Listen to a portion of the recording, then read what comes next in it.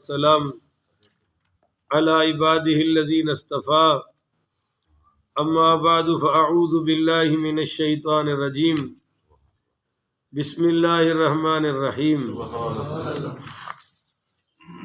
معزز محترم محتشم سامعین حضرات، 10 مارچ بروز جمعرات 2022 بعد نماز عشاء کا یہ درس قرآن انشاءاللہ سورہ توبہ آیت نمبر 29 اور 30 پر مشتمل ہوگا۔ آپ دعا فرمائیے اللہ تعالیٰ مجھے شرح صدر کے ساتھ حق سچ بیان کرنے کی توفیق عطا فرمائے اور ہم سب کو عمل والی باتوں پر عمل پیرا ہونے کی توفیق عطا فرمائے۔ پچھلی کل والے درس میں آیت نمبر 28 میں یہ بیان ہوا تھا کہ یہ جو مشرکین مکہ ہیں ان کو مسجد حرام میں داخل نہ ہونے دیا جائے عامہم ھذا، اس سال کے بعد۔ وَإِنْ خِفْتُمْ عَيْلَةً، اگر تمہیں ڈر ہے، خوف ہے کھانے پینے کا، تنگ دستی کا، تو فَسَوْفَ يُغْنِيكُمُ اللَّهُ مِنْ فَضْلِهِ إِنْ شَاءَ، اللہ تعالیٰ تمہیں غنی کر دے گا، مالدار کر دے گا اپنے فضل و کرم سے اگر وہ چاہے گا۔ ان اللہ علیم حکیم، اللہ جاننے والا ہے اور دانا ہے۔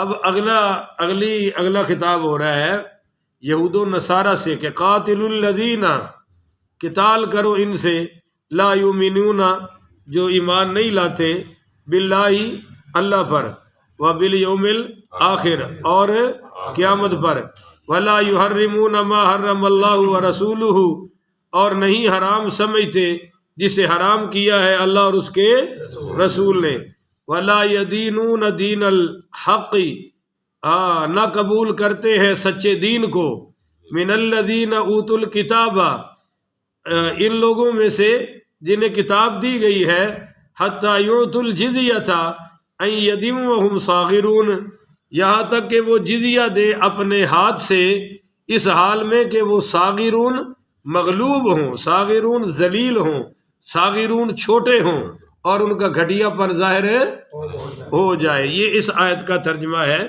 آیت نمبر 29 کا۔ تو پیچھے جتنی بھی گفتگو ہوئی ہے 28 آیات میں، وہ تقریباً تھی مشرکین، بولیے مشرکین۔ اب یہ سمجھ لے کہ غزوہ تبوک کی بنیاد باندھی جا رہی ہے، غزوہ تبوک کی تمہید شروع ہو گئی ہے، اب رخ ہو گیا ہے یہودیوں اور عیسائیوں کی طرف۔ اس کی وجہ یہ ہے کہ یہودی اور عیسائی خواندہ طبقہ تھا، پڑھا لکھا تھا، مشرکین ناخواندہ تھے، ان پڑھ تھے، اور یہ طبقہ مذہبی سمجھا جاتا تھا یہود و نصارہ کا، کہ یہودیوں کے پاس تورات تھی اور عیسائیوں کے پاس انجیل تھی۔ مگر عجیب بات ہے، یہودیوں نے تحریف کر رکھی تھی تورات میں اور عیسائیوں نے تحریف کر رکھی تھی انجیل میں۔ اور ہمارے نبی کریم پڑھیے صلی اللہ علیہ وآلہ وسلم نے یہودیوں کے ٹاپ 10 بڑے علماء کے بارے میں فرمایا، اگر یہ 10 یہودی مسلمان ہو جائیں، 10 یہودی علماء مسلمان ہو جائیں، تو پوری دنیا میں کوئی یہودی کافر نہیں رہے گا، سارے مسلمان ہو جائیں گے۔ مگر ان میں سے 2 مسلمان ہوئے، باقی کوئی مسلمان نہیں ہوا۔ تو فرمایا کہ یہ ایمان نہیں، ان کے جرم گنوائے جا رہے ہیں۔ پہلا جرم کیا ہے کہ یہ اللہ پر ایمان ہے۔ اب آپ کہیں گے بھئی ان کا بھی تو لا الہ الا اللہ، موسیٰ کلیم اللہ کلمہ تھا، لا الہ الا اللہ عیسیٰ روح اللہ عیسائیوں کا کلمہ تھا، تو توحید تو وہ مانتے ہیں، اور یہودی عیسائی قبر اور آخرت کو بھی مانتے ہیں۔ تو اس کا جواب یہ ہے جناب کہ اپنی مرضی سے ماننے کا نام ایمان نہیں ہے، پیغمبر کی مرضی سے ماننے کا نام ایمان ہے۔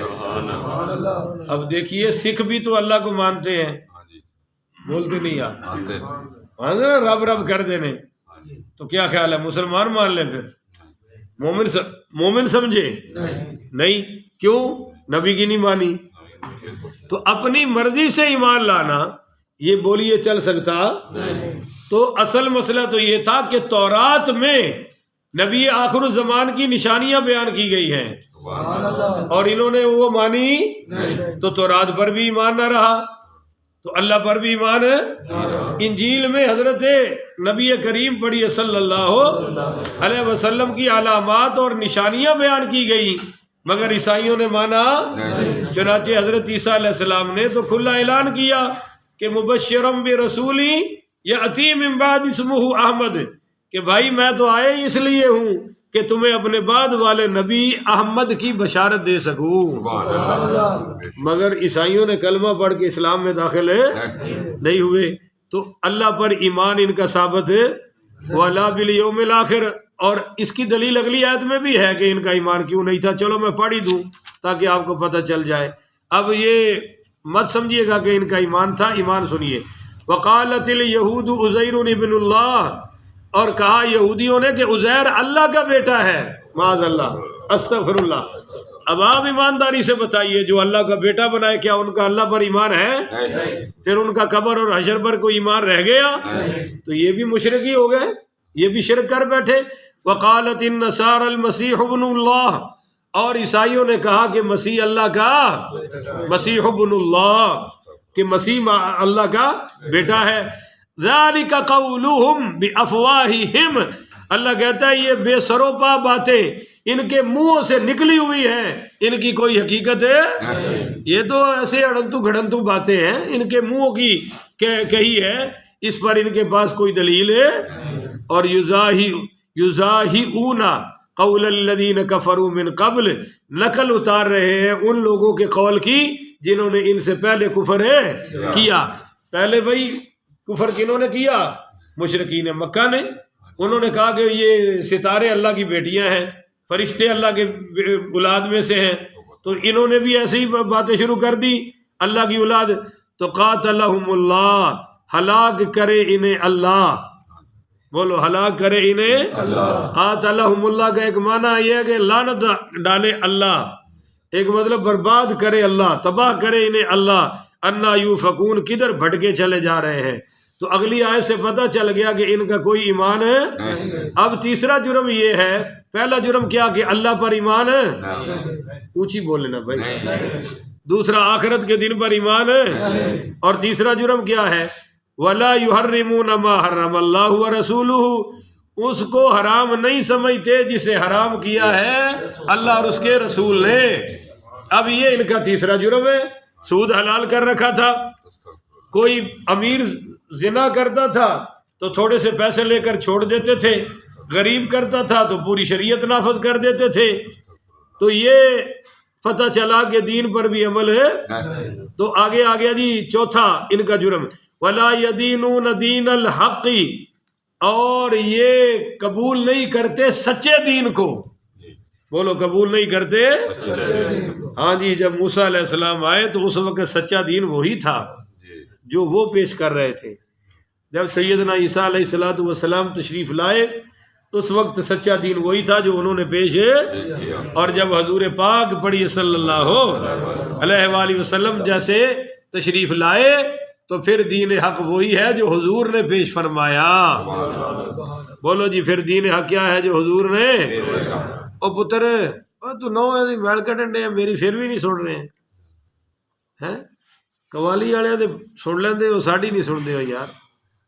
وہ میں ویکھیا بڑی کافی دیر دا کڈی جاندا وچوں نو. کئیاں نوں مولوی دی تقریر چ گھڑیاں بھی سیدھیاں کرنی آ جاندیاں نے. وہ ٹائم شیم ملاندے نے. وہ کہندے نے ویلے بیٹھے زوریں دا لگ رہا ساڈا کی ہے. اس لیے میں تمہیں کہندا نا اچھا بولیا کرو تاکہ تمہیں اور کسے کم دی نہ پوے، بس مولوی دی پئی رہے. دین الحق ولا یدینون دین الحق، کہ یہ دین بھی قبول ہے. تو بھائی دیکھو آپ باہر نکل کر اگر مطلع صاف ہو تو ستارے بھی چمک رہے ہیں سارے، اور چاند بھی چمکتا ہے. پر جب سورج طلوع ہو جائے تو پھر ان کی کوئی چمک دمک رہتی. بس بھائی سارے ستارے انبیاء چمکتے رہے اپنے اپنے ٹائم پر. جب سرکار کی نبوت کا سورج روشن ہو گیا تو اب قیامت تک نور صرف نور مصطفیٰ ہی چلے گا، اور کوئی نور روشن ہو سکتا. تو ان کا چوتھا جرم یہ ہے جناب کہ یہ دین حق قبول نہیں کرتے. اوتوا الکتاب، ان کو اللہ تعالیٰ نے کتاب دی ہوئی ہے، تورات میں بھی نبی آخر الزمان کا ذکر ہے اور انجیل میں بھی احمد مصطفیٰ کا ذکر ہے۔ اب ان پہ لڑو بھائی، قتال کرو ان سے، حتیٰ یعطوا الجزیۃ عن ید، حتیٰ کہ یہ اپنے ہاتھ سے تمہیں جزیہ دے دیں۔ بولیے اپنے ہاتھ سے جزیہ۔ صحابہ کرام کہتے تھے کہ بھئی لڑو، ہم تم سے لڑیں گے، یا ہم قتل ہو جائیں گے یا تمہیں قتل کر دیں گے، اور یا پھر دوسرا آپشن یہ ہے کہ تم کلمہ پڑھ کے مسلمان ہو جاؤ تو ہمارے بھائی بن جاؤ گے، تم ہمارے جیسے ہم تمہارے جیسے، اور تیسری صورت یہ ہے کہ یہاں سے نکل جاؤ، یا پھر اگر رہنا ہے تو جزیہ دو، ٹیکس دو، جو تم جزیہ دو گے تو ہم تمہارے مال کی بھی حفاظت کریں گے، تمہاری جانوں کی بھی۔ یہ اس وجہ سے جزیہ نہیں تھا کہ جزیہ دے دو اور بے شک اسلام قبول نہ کرو، یہ مطلب نہیں ہے، مطلب ہے کہ ہمارے زیر سایہ رہنا ہے تو ہمیں ٹیکس دینا پڑے گا۔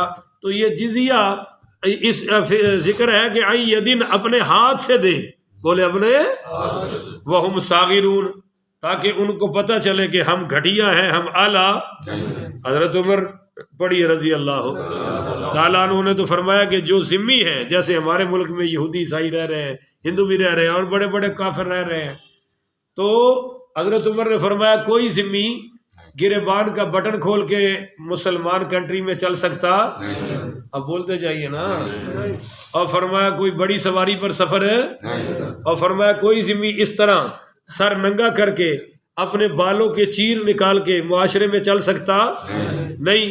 اور اس طرح کی کافی ساری شرائط لگائی حضرت عمر پاک پڑھی رضی اللہ۔ مگر ایک بات اور یاد رکھے، یہ حضرت عمر نے فرمایا کہ کسی بھی عمر رسیدہ سے جزیہ وصول نہیں لیا جائے گا، بچوں سے جزیہ، اور کوئی بیمار ہے تو اس سے بھی جزیہ، کوئی بہت غریب ہے کما نہیں سکتا دے نہیں سکتا تو اس سے بھی جزیہ نہیں لیا جائے گا۔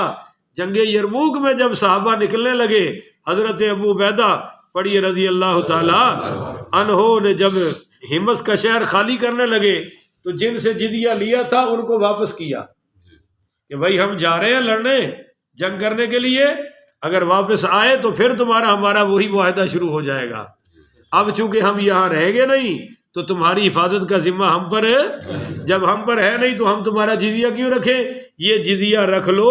تو ان لوگوں نے رو کر دعائیں دی، انہوں نے کہا کہ اللہ کرے تم ہی واپس آؤ، ہمیں تمہارے ساتھ جزیہ دے کر رہنے میں بھی بہت خوشی محسوس ہو رہی ہے۔ یہ ہے جی نظام جزیہ، یہودیوں سے بھی لیا جائے گا اور عیسائیوں سے بھی، اور حضور نے مجوسیوں سے بھی لیا، نجران کے عیسائیوں سے بھی حضور نے لیا، تو کتنا لیا ساری تفصیلات ہیں، پر ہمارا یہاں وقت نہیں ہے، بس آپ کو اتنا بتانا کافی ہے کہ جزیہ لیا۔ اب اگر کسی نے جزیہ لینا ہو تو وہ حکمران وقت کی مرضی پر ہے، جتنا چاہے لے لے یا اگلے کی آمدنی کے مطابق وصول کر لے، مگر اس وقت جزیہ کسی ملک میں بھی، کیونکہ مسلمان اس لائن سے ہی ہٹ چکے ہیں، یہاں تو کافروں کی زیادہ دفاع ہو رہا ہے اور ہمارا کم ہو رہا ہے۔ کبھی کبھی لگتا ہے کہ ہم ان کے زیر سایہ ہیں، وہ ہمارے زیر سایہ نہیں ہے۔ تو چلیے، اللہ تعالیٰ نے فرمایا ہاں دن کا مطلب یہ اپنے ہاتھوں سے دے، اس کا مطلب یہ ہے کہ کوئی غیر مسلم ذمی اپنا ٹیکس کسی کے ہاتھ نہیں بھیج سکتا، خود چل کے آنا پڑے گا تاکہ اس کو محسوس ہو کہ ہم کمزور ہیں اور مسلمانوں کو اللہ نے طاقت عطا فرما رکھی ہے۔ اب آگے فرمایا کہ وہ میں نے آپ کو پہلے ہی ترجمہ کر دیا ہے کہ یہودی کہتے تھے کہ عزیر اللہ کا بیٹا ہے، کیونکہ اللہ تعالیٰ نے انہیں 100 سال بعد دوبارہ زندگی عطا فرمائی، تو یہ کہتے تھے کہ 100 سال بعد بھی کبھی کوئی اٹھا ہے، 100 سال بعد بھی کبھی کوئی آیا ہے، تو لہٰذا یہ معاذ اللہ اللہ کا بیٹا قرار دیا۔ مگر یہ اس وقت کے یہودیوں کا فنڈا تھا، آج اس وقت دنیا میں کوئی یہودی اس عقیدے کا قائل نہیں ہے کہ عزیر اللہ کا بیٹا، اس وقت تھا، بعد میں ختم ہو گیا۔ اب یہودیوں کی اور بڑی بڑی کفریات ہیں جو اس سے بھی بڑھ کر ہیں۔ عیسائیوں کا تو آپ کو پتہ ہے بہت سارے فرقے ہیں، مسلمانوں سے بھی بہت زیادہ فرقے ہیں، بعض ان میں سے حضرت عیسیٰ کو اللہ کا بیٹا نہیں مانتے، مگر بہرحال وہ ہمارے نبی کو بھی نبی تو پھر بھی وہ کافر ہی ٹھہرے. اور وہ معاذ اللہ سیدہ مریم کو اللہ کی بیوی قرار دیتے ہیں. تو وہ کیا کہتے ہیں؟ خداوند یسوع مسیح، یہ یسوع مسیح، یہ عقیدہ لیے پھرتے ہیں. یہاں ضلع شیخ پورہ کے ساتھ مریم آباد ہے، سنا ہے آپ نے؟ بڑے عرصے کی بات ہے، خانقاہ ڈوگرا کے ساتھ. وہ میری ابھی نئی نئی شادی ہوئی تھی اور میں اس کے بعد گیا تو مجھے ان دنوں میں مناظروں کا بڑا شوق ہوتا تھا، ایسے ہی پنگا لے لیتا تھا. تو میں ان کے اندر چلا گیا. اتوار والے دن وہ عبادت کر رہے تھے تو وہ پادری صاحب کہنے لگے آپ کیسے؟ اب میرا حلیہ تو مولویوں والا ہی تھا. تو میں نے کہا جی میں آپ کو اٹینڈ کرنے آیا ہوں، دیکھنے آیا ہوں کہ آپ لوگ کیا کرتے ہیں، آپ کا مذہب کیا ہے. تو اس نے مجھے کرسی منگوا کے دی اور اپنے برابر بٹھایا اور کہنے لگا جی ہمارے ہاں بیٹھنا ہے تو سر سے کپڑا اتار دیں. میں نے صرف ٹوپی پہن رکھی تھی تو مجھے پتا چلا کہ ننگے سر بیٹھنا یہ مسلمانوں کی شان ہے نہیں ہے. بہرحال میں نے ٹوپی تو نہیں اتاری. میں نے کہا میں یہاں عبادت کرنے نہیں آیا، آپ کا مشاہدہ کرنے آیا ہوں اور آپ سے ٹاکنگ کرنے آیا ہوں. کہنے لگا ٹھیک ہے. بعد میں باتیں ہوئی کافی ساری، کبھی بتاؤں گا آپ کو. ایک بات میں نے یہ کہی، میں وہ سلیب کا ان میں ہاں نشان ہوتا ہے نا سلیب، تو میں نے کہا یہ کیا ہے؟ کہنے لگے یہ وہ سلیب ہے جس پر سیدنا عیسیٰ علیہ السلام کو سولی دی گئی. میں نے کہا بھی ہمارے ہاں تو حضرت عیسیٰ آج بھی زندہ ہے. بولو ہمارے ہاں تو آج بھی حضرت عیسیٰ. کہنے لگا جی یہ تو اب ہمارا مسئلہ ہے. میں نے کہا تمہارا کیسے مسئلہ ہے؟ تو تمہارے نبی کی ماں پر جو الزام لگے ہیں صفائی تو ہمارا قرآن دے رہا ہے. میں نے کہا تیری انجیل میں کوئی ہے اتنی صفائی سیدہ مریم کی جتنی ہمارے قرآن نے دی ہے؟ تیرے انجیل میں تو ان پر تہمتیں لگی ہیں اور ہمارے قرآن نے صاف کی ہے. بہرحال میں نے کہا کہ اس سلیب کو تم سمجھتے کیا ہو؟ کہنے لگے بڑی مقدس ہے کہ عیسیٰ علیہ السلام سولی چڑھ گئے اور قیامت تک عیسائیوں کے گناہوں کا کفارہ ہو گیا. اور یہی پنجاب پارٹی کہتی ہے کہ امام حسین جو شہید ہو گئے اب سارے شیعہ بخشے گئے، اب کوئی بھی شیعہ جہنم میں. بلکہ وہ کہتے ہیں کہ قیامت والے دن ہمارے گناہ سنیوں پر ڈالے جائیں گے، سنیوں کی نیکیاں ہم پر ڈالی جائیں گی، اور یہ جائیں گے جہنم میں، ہم جائیں گے جنت میں. کر لو پھر فیصلہ ہو گیا. یہ ان کی مذہبی کتاب میں میرے سامنے قرآن ہے لکھا ہوا ہے. اور وہ یہ بھی کہتے ہیں کہ سنیوں کا مال ہم پر حلال ہے. بولو سنیوں کا مال ہم پر اب مجھے پتا چلا کہ مسجد سے جوتیاں کون اٹھاتے ہیں، فتویٰ تو ان کا ہی ہے نا. تو خیر وہ میں نے اس سے کہا کہ چلو تمہارے ہاں کفارہ ہو گیا تو یہ سلیب کیا ہے؟ کہنے لگا بڑی مقدس کہ حضرت عیسیٰ کو اس پر سولی دی گئی ہے. میں نے کہا اگر آپ کو کسی پسٹل سے قتل کر دیا جائے، کسی پسٹل سے قتل ہے تو کیا خیال ہے وہ پسٹل تیرے بچے کے لیے مقدس ہوگا؟ تیری بیوی اس کو چوم کے رکھے گی کہ بہت مقدس ہے بھئی، آخر اس سے میرے خامد قتل ہوئے اور میری جان چھوٹ گئی. کہنے لگا نہیں. میں نے کہا وہ خنجر سے مارے تو خنجر مقدس ہو جائے گا؟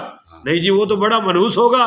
تو میں نے کہا یہ سلیب میں تو بڑی منحوس ہونی چاہیے نا جس پر نبی کو سولی دی گئی ہے، اس میں کون سا تقدس ہے؟ وہ بات آپ کو سمجھ آئی ہے نہیں آئی؟ پھر ایک ایسے وقت میں ایک عیسائی سے میری دوران گفتگو بات ہوئی جب میرے 4 بچے ہو چکے تھے. میرے 4 بچے، 2 بیٹے تھے، 2 میری بیٹیاں تھیں. اور اس سے بات ہو گئی اسی پر. تو کہنے لگا عیسیٰ علیہ السلام تو اللہ کے بیٹے ہیں. اچھا اس نے کمال یہ کیا کہ مجھے کہنے لگا آپ کے ہاں حضرت عیسیٰ زندہ ہے؟ میں نے کہا زندہ ہے. کہنے لگا اب تک زندہ ہونا تو اللہ کا بیٹا ہی ہو سکتا ہے نا، وگرنہ کون اتنی دیر زندہ رہ سکتا ہے. خیر اس کا جو جواب تو میں نے دیا. میں نے کہا بھئی ہمارے ہاں تو ہمارے نبی بھی زندہ ہے، ہمارے نبی بھی، تو پھر تم کیا کرو گے؟ میں نے کہا عیسیٰ علیہ السلام کی وفات ہوگی، اللہ پر ہو بھی. بولو تو صحیح نا. عیسیٰ علیہ السلام تو شادی کریں گے اور اللہ کی کوئی شادی. عیسیٰ علیہ السلام کے بچے ہوں گے، اللہ بچوں سے. بہرحال وہ بات چلتے چلتے میں نے اس کو کہا کہ بچہ ہونا، بیٹا ہونا یہ کمال کی بات ہے یہ عیب کی بات ہے؟ تو کہنے لگا کمال کی بات ہے. میں نے کہا پھر تیرا اللہ تو میرے نال بھی پوچھے ہے. کہنا کیوں؟ میں کہا میرے 4 تے تیرے رب دا ہی کوئی ہے. اگر یہ خوبی ہے تو پھر میرے کتنے ہیں؟ 4 اور تیرے اللہ کے 1 تو پھر تو میں بڑھ گیا. اور اگر تیرے بھی 2 4 5 ہیں تو تو بھی. تو یہ کون سا اللہ ہے جس سے مخلوق ہی بڑھتی جا رہی ہے؟ اور اگر عیب ہونا، اولاد ہونا خوبی نہیں، تو پھر اللہ تعالی ساری خوبیوں کا مالک ہے. پھر سبحانہ و تعالی عما یشرکون، پھر اللہ کی کوئی اولاد پھر تو بنتی ہے خوبی کہ وہ سب کو دیتا ہے مگر خود اولاد سے پاک ہے، سب کو موت دیتا ہے خود موت سے پاک ہے. تو بہرحال وہ مجھے کہنے لگا ان سوالوں کے جواب، وہ مریم والا کہنے لگا، مریم آباد والا کہنے لگا میں اپنے ہیڈ کوارٹر کراچی سے منگوا کر آپ کو دوں گا. وہ دن گیا اور آج کا دن آیا، جواب اور ہو بھی نہیں سکتا. اور اس پادری کو بھی گاڑی میں بڑا ذلیل کیا.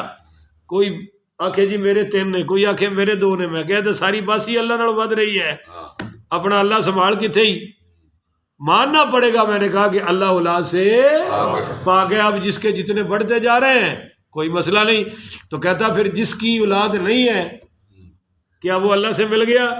میں نے کہا نہیں ہے، اس کی وجہ اور ہے، بیوی تو ہے نا، یا بیوی نہیں ہے، کوئی وجہ تو ہے نا. اللہ ان ساری وجہوں سے پاک ہے. بولو اللہ ان ساری وجہوں سے. بھائی کسی کو بیوی نہیں ہے تو بچہ، یا کوئی بیوی کے قابل نہیں ہے تو بھی بچہ. تو اللہ تعالیٰ تو ان ساری صفتوں سے. میں نے کہا پھر بھی اللہ کو ضرورت ہی نہیں ہے. بولو اللہ کو ضرورت ہے؟ اللہ ان ضرورتوں سے. اللہ تعالیٰ سے دعا ہے اللہ مجھے اور آپ کو حق سمجھنے کی توفیق عطا فرمائے. آخر ودعوانا ان الحمدللہ.